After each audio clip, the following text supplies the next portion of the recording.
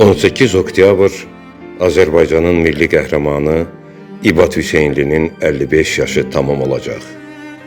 Payız çox, laf çox xoşladığım fəsildir.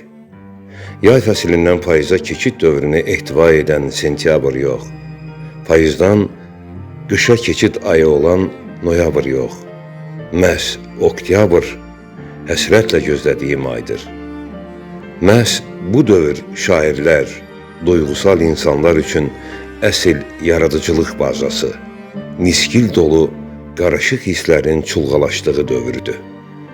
Oktyabr ayı insanı megapolisdən kənd mühitinə səsləyir, təbiətə.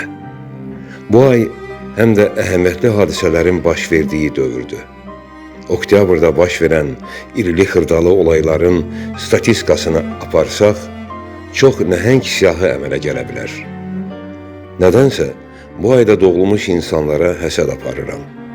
Bilmirəm, bəlkə burada mistik bir anlayış da var. Haqqında söz açacağım mövzu İbad Hüseynli şəxsiyyəti ilə bağlıdır.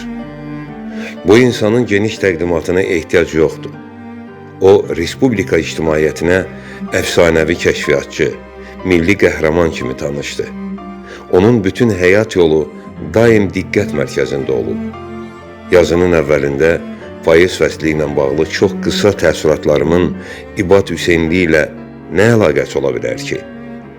Şairlərin ən çox müraciət etdikləri xəzan yarpağı tək kövrək, niskilli, ilham aldıqları düşündürücü payız fəslinin döyüşçü məntiqi ilə yaşamış və yaşayan qəhrəmanla nə əlaqəsi ola bilər?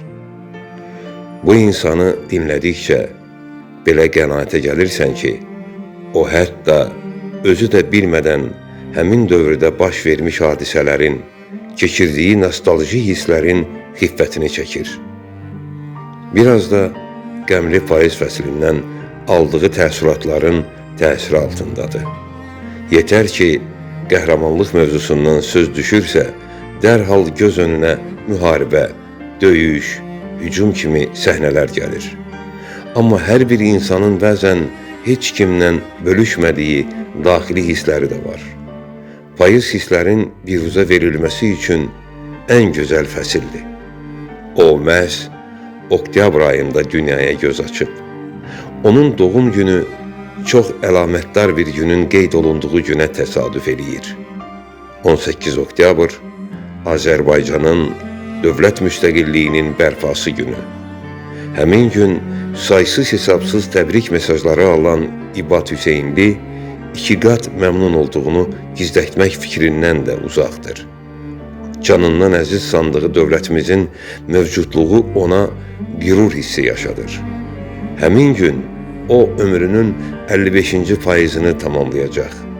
Qəhrəmanın ömür yolunu vərəqlədikcə inanılası mümkün olmayan elə epizodlarla üzləşirsən ki, bunu normal insan təfəkkürü həzm etmək gücündə deyil.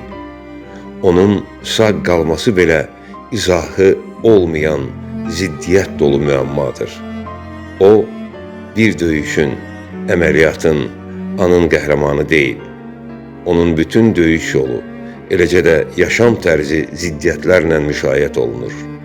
Hamımızın riayət etdiyi standart həyat tərzi qəhrəman üçün keçərli deyil.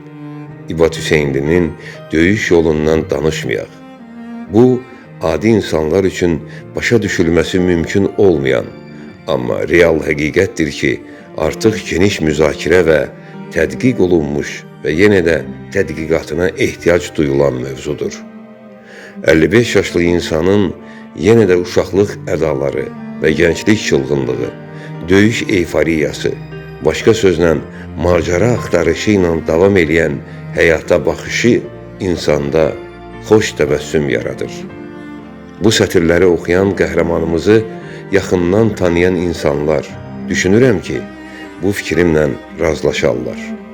Bu, 55 yaşda veteran döyüşçünü gəncləşdirən də həmişə bu ruhda özünü hiss etməsidir.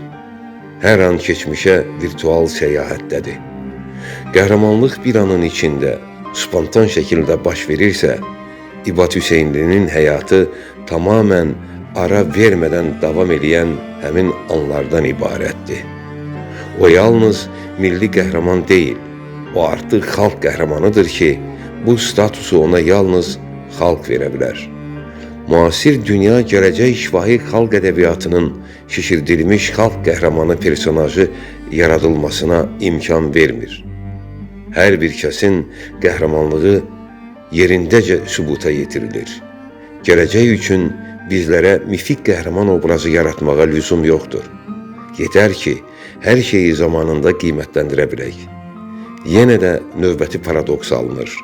Sağ ikən, məhz sağ ikən İbad Hüseynli həm cəmiyyət, həm də dövlət tərəfindən layiqincə qiymətləndirilib. İbad Hüseynli dünənin və bugünün deyil, dünya durduqca daim tərənnüm ediləcək qəhrəmandır. Doğum günün mübarək olsun qəhrəman. Qəhrəmanın döyüş yoldaşı Qazi Sahib Şirinov.